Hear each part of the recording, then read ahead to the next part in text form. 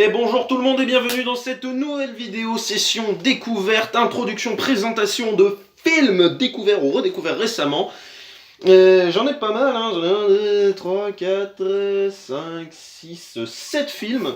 Et ouais, 7 films, ça fait beaucoup, ça fait beaucoup. Bah, je regarde, non, c'est pas beaucoup. Bref, il y a de tout, il y a vraiment de tout. Là, j'ai terminé mes locations, on va dire. Alors, je sais pas trop par quoi commencer, donc on va commencer par terminer le James Bond, voilà. On termine avec le deuxième film. Aucun sens. Quantum of Solace ou Quantum of Solace, j'ai aucune idée de comment ça se prononce, j'ai oublié le film. Mais c'est comme Casino Royale, j'aime pas, ça me saoule.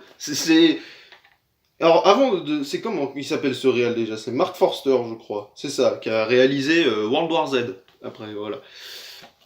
Je vais pas détester World War Z, mais là, sur Quantum of Solace, la scène d'intro est illisible. Les scènes d'action sont illisibles dans ce film. Vraiment, c'est shaky cam. Donc l'action, c'est comme ça, tout le temps. Et ça coupe, et ça coupe, et ça coupe, et ça coupe, ça coupe. Je vous jure, hein, le rythme des coupes, c'est tac, tac, tac, tac, coupe, coupe, coupe, coupe. Et une caméra qui fait ça. Toute la scène d'intro, j'ai fait, on est où? Il se passe quoi? Dites pourquoi? Alors, je vais pas cracher sur Olga Kurilenko, que je déteste pas, ni Mathieu Amalric. Enfin, je veux dire, ils font ce qu'ils peuvent, mais bon, Mathieu Amalric, quand tu sors d'un Monsieur le Chiffre, joué par Mads Mikkelsen, voilà, t'as fait chier quand même. En soi, c'est des bons divertissements, les James Bond. C'est juste que je comprends jamais les motivations des méchants, et des gentils, et des gens. Il y a des gens qui arrivent, il y a des gens qui repartent, tu fais, mais lui, il sert à quoi? Et pourquoi ils font ça? Mais pourquoi ils font ça? Donc en fait, il faudrait limite que je les revoie pour comprendre. Mais j'ai pas envie de les revoir. Le vrai point positif que j'aimerais retenir de Quantum of Solace, voilà, apparemment c'est une organisation Quantum. Voilà. Je savais même pas ce que c'était le film terminé. J'ai fait, c'est quoi en fait Quantum? Pourquoi Solace? Bref. Mais au moins, il y a une vraie continuité avec Casino Royale. C'est-à-dire qu'on prend les événements de Casino Royale, on te parle du personnage d'Eva Green, de Vesper, voilà, je crois que c'est ça son nom. On te parle de Vesper, on te parle de le chiffre. Tu peux pas dire juste le chiffre, tu peux pas dire monsieur le chiffre. T'es obligé de dire monsieur le chiffre. Il faut avoir un petit accent quand même, parce que c'est stylé. Donc en soi, je vous recommande quand même les James Bond, c'est quand même sympa. Mais moi, j'ai du mal parce que je comprends pas les films en fait. Alors, allez, je vais continuer tout de suite là-dessus. Ouais, allez, on va parler de Ridley Scott avec Robin des Bois, que tout le monde m'avait dit que c'était de la merde et que c'était nul. Non, ça va. Enfin,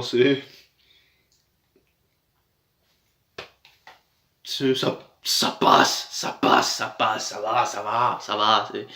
Les scènes d'action sont sympas, ça va. Bon, j'ai pas trop retrouvé de Robin des Bois, mais bon. Voilà, mec qui vole les riches pour donner aux pauvres, bon j'avoue, là c'est un mec qui se bat à côté d'un roi. D'un roi de merde en plus, donc bref, ouais. Ouais, moi il me semblait que c'était, en plus je pensais que c'était Robin de Loxley de base et pas Robin Longstride, il me semblait que c'était des directs, enfin bref. Donc, quelque part j'ai préféré le film de 2018 avec Taron Egerton et comment il s'appelle, merde, et c'est Jamie Foxx. J'ai pas vu celui de 91 avec Kevin Costner, que tout le monde dit qu'il est mieux que celui-là de Ridley Scott. Bon, pourquoi pas.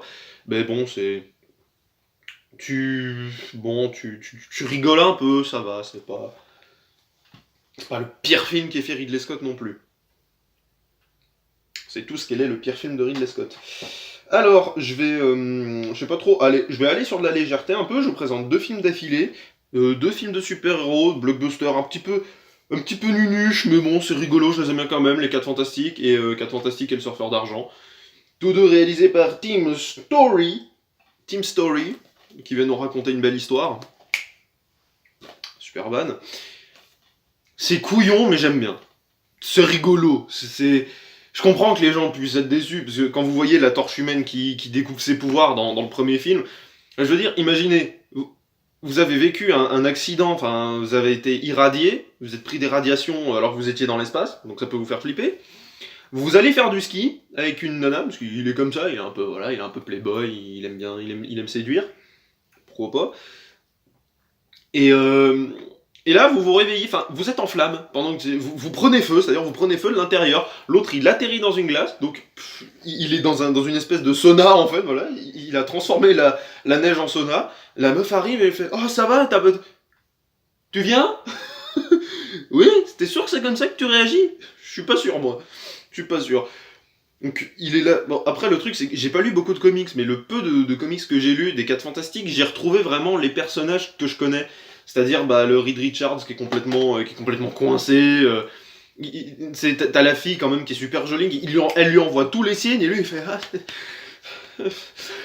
tu sais que les étoiles, c'est cosmique. Il va lui parler de science, c'est la grosse goutte de sueur. Enfin, les personnages, c'est ceux que je connais, mais je peux comprendre que quand c'est sorti, les gens puissent être un peu divisés, parce que c'est vrai que c'est pas terrible. J'avoue. Mais j'ai quand même passé un bon moment en les regardant. Alors, en fait, là, c'est pareil. Hein, j'ai vu celui-là plein de fois, et j'avais jamais vu celui-là avant de louer le DVD. Bon, bah finalement, je suis pas mécontent. D'ailleurs, ils sont pas catégorisés pareil. Vous avez vu, ça c'est action et ça c'est fantastique, je crois. La même chose, c'est des films de super-héros, c'est pareil. Enfin bref. Donc c'est surtout, ce qui gêne les gens, c'est surtout, je crois,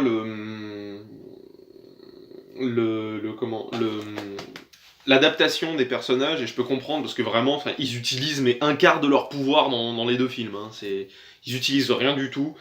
Puis c'est de l'humour un petit peu lourd, et puis c'est super marrant quand même d'avoir le premier rôle en fait de Chris Evans en super-héros avant Captain America. Donc c'est super marrant de le voir là-dedans, parce que c'est complètement pas le même personnage.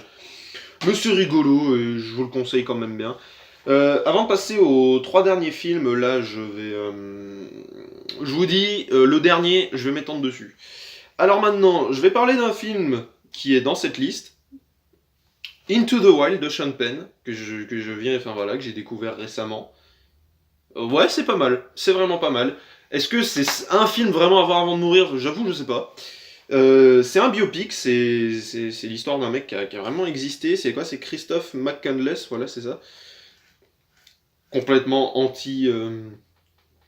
anti-société, anticapitaliste, et ses parents qui sont quand même assez riches, enfin voilà, et il en a juste ras-le-bol, donc il se dit, enfin, il prévient personne, et il dit, allez, je me barre après, voilà, il a eu son diplôme, il se casse, et il découvre les États-Unis, puis finalement, il arrive à vivre heureux quand même, et c'est un mec qui a vraiment existé, quoi, dans les années 90, et c'est assez impressionnant quand même, ce genre d'histoire, parce que on en a tous un peu envie quand on est jeune, vous savez, quand on sait pas trop quoi faire, on se dit, bah au pire, bah je prends mon sac à dos et je me casse. Sauf que c'est un petit peu plus compliqué que ça, enfin c'est quand même compliqué. Mais c'est assez touchant, c'est bien foutu, et j'aime beaucoup. J'avoue, j'aime beaucoup. Est-ce que c'est vraiment genre un film à... J'en ferai pas des caisses, mais il y en a qui ont été très très touchés par ce film, et ça peut se comprendre. Donc bah c'est très bien. Donc Into the Wild, bah ouais. Alors, cette bulle d'idéalisme lâchée dans le ciel cinématographique est une rafraîchissante bouffée d'oxygène. C'est Paris Match qui a dit ça, donc ouais. Passionnant, bouleversant, dramatique, inspiré, ce film vous laissera à jamais un souvenir inoubliable. Le Parisien. Ouais. Généralement, quand t'as un souvenir, quand tu te souviens d'un truc, c'est que c'est inoubliable. Enfin bref, peut-être pas. Allez, on passe complètement à autre chose. Et qu'un film que j'avais déjà vu, il me semble, en français, mais il y a très très longtemps, je ne m'en rappelais pas. Film avec Keanu Reeves, 47 Ronin. 47 Ronin, enfin c'est... Donc inspiré d'une légende japonaise qui est vraie, c'est une histoire vraie, hein, du Japon féodal, voilà, des samouraïs dont leur maître a été tué par un seigneur pas très réglo. Alors, il y a des grosses différences, hein. Là c'est vraiment, vous voyez, il y a de la magie, il y a plein de trucs, ça s'inspire des 47 Ronin, mais ça ne retranscrit pas la réalité historique. C'est pas vrai, c'est juste, ça s'inspire, on a 47 Ronin, dans la région de Hako au Japon, leur seigneur qui se fait, enfin leur maître qui se fait, voilà, qui se fait arnaquer, il agresse quelqu'un, donc dans la vraie histoire, c'est suite à une insulte, le seigneur un peu salaud insulte le maître des 47 Ronin, dont j'ai oublié le nom, c'est Asamo je crois, quelque chose comme ça, Asamoto, quelque chose comme ça, et c'est pas écrit. Tant pis. Et il y a Donc, et là, dans ce film, c'est une histoire genre de magie, de poison, genre ils empoisonnent le maître pour qu'il aille agresser le seigneur. Et du coup, bah, comme il a agressé un seigneur, il est obligé de se faire un... J'ai oublié le nom. Seppuku. Voilà. C'est pas un harakiri, c'est pas pareil. C'est pas la lame en entier, c'est vraiment... il est assisté de ses samouraïs. Il se met une lame dans le ventre et ensuite un samouraï lui découpe la tête en fait. C'était les traditions japonaises, mais ça, le seppuku, ça veut dire que tu meurs dignement, tu meurs avec les honneurs. Même si t'as fait des conneries. Donc, les 47 Ronin, dans la réalité, se sont organisés pendant 2 ans, machin. Là, il y en a un qui est jeté en prison pendant 1 an, et en fait, c'est un peu le fruit du hasard. Genre, un samouraï qui dit, non, allez, venez, tout le monde, on venge notre seigneur. Mais ça suit quand même à peu près bien la réalité, c'est-à-dire, voilà, les bases, elles sont là. Et... franchement, j'ai vraiment kiffé, mais vraiment, vraiment, vraiment kiffé ce film. Si vous êtes un passionné de Japon, que la légende des 47 Ronin, vous l'adorez, que c'est une de vos légendes préférées, que vous regardez le film, ça risque de vous faire bizarre. Hein, parce que, encore une fois, ça ne suit pas la réalité historique. Il y a de la magie, il y a de la sorcellerie, il y a plein d'écarts. Mais c'est cool. C'est vraiment cool. C'est vraiment super, super, super, super cool. Et enfin, j'adore ça parce que, vraiment, il y avait un sens de l'honneur et de la loyauté au Japon à cette époque. C'était assez incroyable, hein. C'est-à-dire, les mecs ils disent, les gars, notre seigneur, notre maître, il a été arnaqué, il a été tué, il est mort avec les honneurs peut-être, mais nous faut pas qu'on l'accepte, donc on va aller défoncer la gueule à celui qui l'a acheté en... Enfin voilà, qui l'a arnaqué quoi. On va aller le voir, et on va tous aller lui péter la gueule. C'est illégal, on va crever pour ça, mais on va suivre la loi du Bushido, et on pourra peut-être mourir avec les honneurs. La classe. Ce film pue la classe. C'est la classe, la classe, la classe. Déjà, il y a Keanu Reeves, donc c'est classe. Il y a plein d'acteurs super connus. Hiroyuki Sanada, qui a joué dans plein de films. Le seul rôle que je pourrais vous citer de ce gars, c'est dans Rush Hour 3, celui qui joue Kenji. C'est le seul que je peux vous citer. Je crois qu'il a joué dans Wolverine, le combat de l'immortel aussi. Le deuxième spin-off consacré à Wolverine. Et enfin... ils ont tous trop la classe, et c'est une dévotion à leur maître, à leur cause, qui est assez incroyable et qui force le respect. Et donc je vous recommande vraiment de regarder 47 Ronin. Maintenant, c'est déjà assez polémique cette vidéo, parce que j'ai dit que Robin des Bois, ça passait. C'est juste que pour moi, c'est sans trop d'intérêt. Mais ça va, c'est pas désagréable. Maintenant, on va parler d'un film que tout le monde, sans exception, tout le monde, tous ceux à qui j'en ai parlé m'ont dit « c'est pas bien », voire « c'est nul, c'est de la merde ». Le meilleur commentaire que j'ai eu sur ce film, c'est « c'est bof ». Si vous suivez mes vidéos depuis un moment, même si vous me connaissez, vous savez que moi j'aime bien Zack Snyder. Hein, voilà, donc j'ai vu 300, j'ai vu Watchmen, j'aime bien 300, j'adore Watchmen, j'aime bien Man of Steel, j'adore Batman v Superman, Justice League, voilà. Justice League n'existe pas. Il existe, mais il n'est pas sorti. C'est pas ce que vous croyez, c'est pas le film de Zack Snyder. Enfin voilà, Le Royaume de Gaoul, le seul que j'ai pas vu c'est L'Armée des Morts, son premier long métrage, et un autre film sorti en 2011, mais vraiment je vous dis que tout le monde m'a dit, genre limite m'a dit, regarde pas ça, ça a pas d'intérêt, c'est nul, c'est de la merde, c'est pourri. Sucker Punch. Sucker Punch de Zack Snyder. Alors, vous savez quoi, je vais vous lire un peu tout ce qu'il y a là, les commentaires qu'il y a là sur le dos des DVD là. Alors on en prend plein les yeux par Le Parisien, on en redemande de Métro, une vraie claque visuelle ultra jouissive de film actu. Du réalisateur, je voulais le résumer, donc c'est chiant, du réalisateur Zack Snyder 300, parce qu'il avait fait que 300 à l'époque évidemment, hein, Watchmen on s'en bat les couilles. Cette épopée fantastique débordant d'action sur une jeune femme dont l'imagination fertile lui sert d'exutoire à une réalité des plus glauques. Enfermée contre son gré, Baby Doll, Emily Browning, n'a pas pour autant perdu sa soif de vivre, résolue à se battre pour recouvrer sa liberté, d'accord. Elle entraîne 4 co-détenus, la réticente Sweet Pea Abby Cornish, la serbe Rocket Gina Marlon, la débrouillarde Blondie Vanessa Hudgens et la plus que loyale Amber Jenny Chung, à faire équipe pour tenter d'échapper à leur funeste destin aux mains de leur geôlier. Donc bon, c'était chiant. Enfin, le résumé, c'était chiant. Sucker Punch, je vous dis, tout le monde m'a dit limite, ne regarde pas ce film, c'est de la merde. Et là, va falloir m'expliquer, il y a quoi de mauvais dans Sucker Punch? Parce que peut-être que je suis un fan aveugle de Zack Snyder, peut-être, mais il est bien Sucker Punch. Il y a quoi de mauvais? Il y a quoi de mauvais dedans? Que les gens n'accrochent pas, j'ai envie de dire, c'est normal, on est chez Snyder. La première chose que j'ai fait, c'est j'ai recherché le film et il est pas si mal noté, genre sur Allociné, des trucs comme ça. Il a une moyenne à peu près de 3 sur 5, on va dire. Mais il y a quoi de mauvais dans Sucker Punch? J'ai pas compris ce que les gens ont trouvé de mauvais. Il y a un style visuel, il y a une histoire. Alors peut-être que les gens n'ont pas compris exactement le principe du film, le principe narratif, ce que je peux comprendre, mais c'est du fantastique, les gars. C'est pas de la réalité. On n'est pas dans. On est chez Snyder. Snyder, c'est du symbolisme, c'est du. Déjà, pour commencer, c'est le seul film de Snyder qui ne s'inspire pas de quelque chose. Le Royaume de Gaoul, c'est un truc pour gamins, je crois. Enfin, c'est tiré d'un livre. Watchmen, c'est un roman graphique. 300, c'est un roman graphique aussi, de Frank Miller, ce qui s'inspire de la bataille des Perses et des Thermopyles, je crois que ça s'appelle. Mais le film 300 ne reflète pas la réalité historique non plus.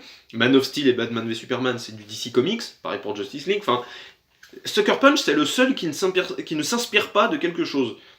Donc déjà, une histoire originale, une réalisation originale, une musique originale, parce que c'est pas juste des musiques prises comme ça et pouf. Il y a des remixes de musique qui sont très intéressants, une atmosphère torturée, des personnages introduits et construits. Rien que les frangines. Enfin, on a deux sœurs qui argumentent beaucoup. On a le personnage de Scar Isaac qui est très particulier. Et enfin, en lisant le résumé, vous comprenez le principe du film. C'est une échappatoire, c'est une illusion. Ça fait un peu Inception en fait, c'est une imagination dans une imagination. Mais les scènes de baston sont cool, et encore une fois, on est dans un asile au début du film. Ça se passe dans un asile. D'accord? Souvenez-vous de ça, c'est un asile. Les personnages sont fous. D'accord? Ce que vous voyez n'est pas vrai, c'est une échappatoire que le personnage se crée. Et donc je vous invite vraiment. Ah, il y a un making of de la bande originale. Bah tiens, j'aurais pu le voir. Mais j'aimerais vraiment. Enfin, laissez-moi dans les commentaires ce que vous trouvez être mauvais dans Sucker Punch, parce que j'ai pas compris.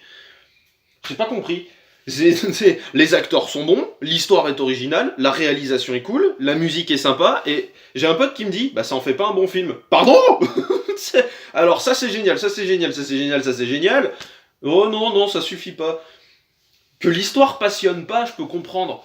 Mais sincèrement, le film n'est pas mauvais, il est pas nul. Pas du tout, pas du tout, pas du tout. Et j'ai envie de dire que le film est plus courageux que la plupart des blockbusters que vous pouvez voir en ce moment. Hein. Il est bien plus original que la plupart des films que j'ai pu voir. Hein. Donc non, pour moi Sucker Punch c'est vachement bien. Je dis pas que c'est un film parfait, je dis pas que c'est un chef-d'œuvre sous-estimé comme je peux le penser pour Batman v Superman, c'est pas ça que je dis. Mais il est pas mauvais, Sucker Punch. Arrêtez de dire qu'il est mauvais, c'est pas vrai, c'est juste pas vrai. Faudrait que je consulte une page de critique, mais je comprends pas le film. Enfin, je comprends pas les gens aiment bien dire que Zack Snyder fait des films sans queue ni tête, mais bon, j'ai envie de dire.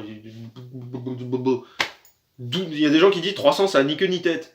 Pourquoi? Enfin, c'est tiré d'un roman graphique, enfin, je sais pas, enfin, lis le roman graphique et après ouvre ta gueule. Si tu veux dire des choses comme ça. Pareil pour Batman v Superman, enfin, c'est pas vrai. Non, ça n'a pas ni queue ni tête, Sucker Punch.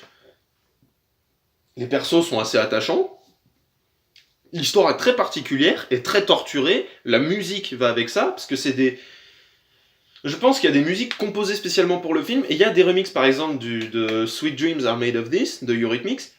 Il y a un remix fait qui est beaucoup plus lent, beaucoup plus sombre, très torturé, avec Emily Browning, l'actrice principale, qui chante. Et moi, je me la suis téléchargée, la bande originale de Sucker Punch, parce qu'elle est vachement bien, au bout d'un moment qu'on y a ce qui est. Mais laissez-moi quand même dans les commentaires ce que vous trouvez être nul dans Sucker Punch, parce que bah, je vous le dis, moi j'ai pas compris. J'ai pas compris ce que les gens ont trouvé mauvais dedans. Donc bon. Je pense pas être plus con qu'un autre, je sais pas. Peut-être que je suis un fan aveugle de Zack Snyder. Peut-être, hein, peut-être. J'assume. Mais Sucker Punch, j'ai pas trouvé que c'était nul. Parce que c'est pas nul, c'est pas vrai. Je peux pas te dire que c'est vrai. Que tu dises que Robin des Bois est nul, peut-être. Moi je m'en fous. C'est Ridley Scott, je m'attends au pire comme au meilleur. Même si le meilleur est souvent son passé, Ridley Scott. Mais non, Sucker Punch, c'était pas mauvais. C'est pas vrai, c'est pas nul. Et j'ai raison, d'accord? Faut que tu Randall fasse une vidéo dessus. Enfin bref, cette vidéo est terminée, donc voilà les 7 petits films que j'ai eu envie de vous présenter. Il y aurait pu en avoir d'autres, mais entre les DVD qui bug et les versions françaises de merde, voilà, hein, les VF pourris, ça va aller. Donc bon, on se dit à bientôt pour une prochaine vidéo de session découverte et de présentation de films, et puis d'ici là, portez-vous bien, passez une bonne journée, et puis bah à bientôt pour une prochaine vidéo. Salut tout le monde!